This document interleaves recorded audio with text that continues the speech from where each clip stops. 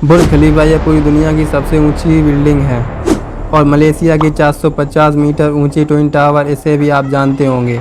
इन्हें सैमसंग ने बनाया है, जो शुरुआत में नूडल्स, फिश और सब्जी बेचा करती थी, लेकिन आज ये company fighter jet, ship, tanks और कंज्यूमर इलेक्ट्रॉनिक के अलावा फाइनेंस, इंश्योरेंस और केमिकल जैसे अलग अलग सेक्टर में काम करती है। हालांकि हम में से ज़्यादातर लोग सैमसंग को उनके मोबाइल, टीवी, फ्रिज और इलेक्ट्रॉनिक आइटम्स की वजह से जानते हैं। और जब शाओमी, रियलमी जैसे चाइनीज़ ब्रांड जब इंडियन मार्केट में दाखिल हुए तो सबको लगा कि अब सैमसंग का हाल नोकिया के जैसा होने वाला है, क्योंकि हमें सैमसंग के रियल साइज के बारे में जानकारी नहीं थी। आज एंड्रॉयड को भी गूगल के बाद अगर कोई कंट्रोल करता है तो वो है सैमसंग। और दुनिया में कोई भी कंपनी हो, सैमसंग की मदद के बिना स्मार्टफोन बना पाना मुश्किल है। गूगल का पिक्सल हो या फिर एप्पल का आईफोन ही क्यों ना हो।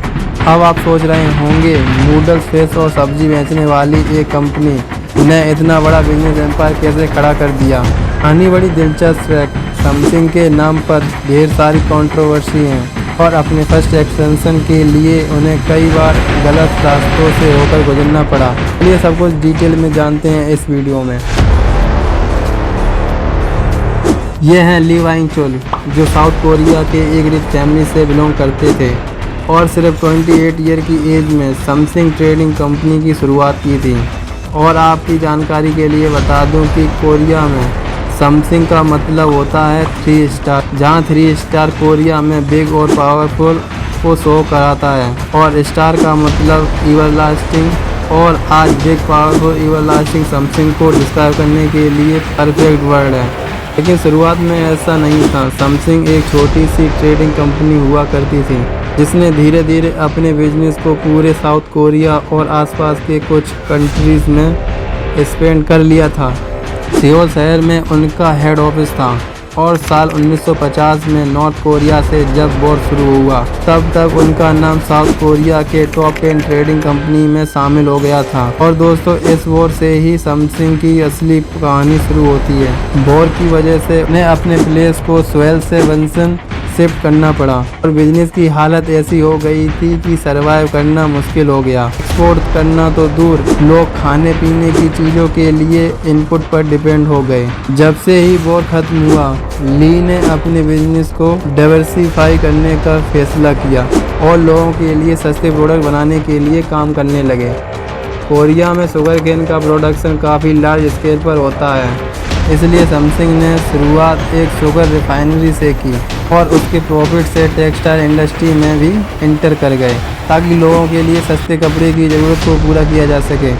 सैमसंग ने कोरिया का सबसे बड़ा वूल एंड मिल स्टार्ट किया और कपड़े भी बनाने लगे। दोस्तों, सैमसंग को डाइवर्सिफिकेशन ने डूबने से बचा लिया था, इसलिए ली ने इस स्ट्रेटजी को अग्रेसिवली करना शुरू कर दिया और अलग अलग एरिया में प्रॉफिट को इन्वेस्ट करने लगे। सैमसंग ने अपने कई सारे डिपार्टमेंटल स्टोर भी खोले और इंश्योरेंस बिजनेस में इंटर कर गए। आज की डेट में सैमसंग कोरिया की सबसे बड़ी इंश्योरेंस कंपनी है। इन सभी बिजनेस एक्सपेंशन से सैमसंग के पास इतना पैसा आने लगा कि ली वाइंग चुल साउथ कोरिया के रिचेस्ट मैन बन गए। फिर साल आया 1968, जब सैमसंग बोर्ड ने इलेक्ट्रॉनिक के फील्ड में उतरने का फैसला किया और एक साल के भीतर ही सैमसंग इलेक्ट्रॉनिक ने अपना फर्स्ट प्रोडक्ट मार्केट में उतार दिया, जो था 12 इंच का एक black and white TV.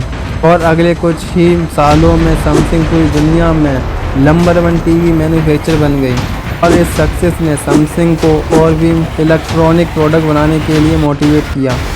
Samsung ने 1979 में माइक्रोवेव, 1980 में एयर कंडीशनर, 1981 में कलर टीवी और 1983 में पर्सनल कंप्यूटर को भी लॉन्च कर दिया। लेकिन उन्हें जल्दी महसूस हुआ कि इन सारे इलेक्ट्रॉनिक आइटम के छोटे छोटे पार्ट के लिए उन्हें किसी दूसरी कंपनी पर डिपेंड रहना पड़ता है, इसलिए वह एक सेमीकंडक्टर कंपनी को भी खरीद लिए और अपने लिए खुद ही पार्ट्स बनाने लगे।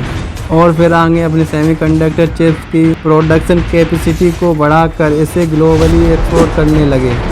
आज एप्पल भी अपने फ़ोन में सैमसंग का मेमोरी चिप यूज करता है। इसके अलावा सैमसंग के कुछ ऐसे डिवीज़न हैं जिनके बारे में जानकर आप शॉक्ड हो जाएंगे। सैमसंग हेवी इंडस्ट्री, दुनिया की लार्जेस्ट शिप बिल्डर्स में से एक है। इनका एक दूसरा डिवीज़न है समसिंग कंस्ट्रक्शन एंड ट्रेडिंग, जो रोड, टनल्स, ब्रिज, काफ़ी बड़े बिल्डिंग प्रोजेक्ट पर काम करते हैं। और जैसा कि मैंने वीडियो के शुरू में बताया है कि दुबई का बुर्ज खलीफा और मलेशिया की ट्विन टावर को समसिंग ने बनाया है।